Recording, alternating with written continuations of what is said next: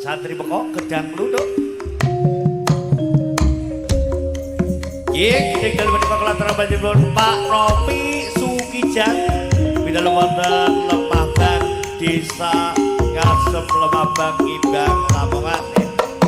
Sinabi notal tukon bako melekan. Pak Romi Sukijang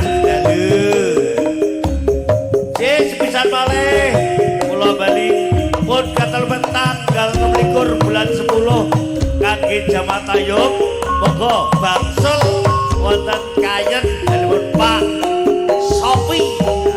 Ibu Sofi tanggal 26 bulan 10 muga-muga cek terang. Ajal terang rong dinono sapa bar kuwi banjir ya wis.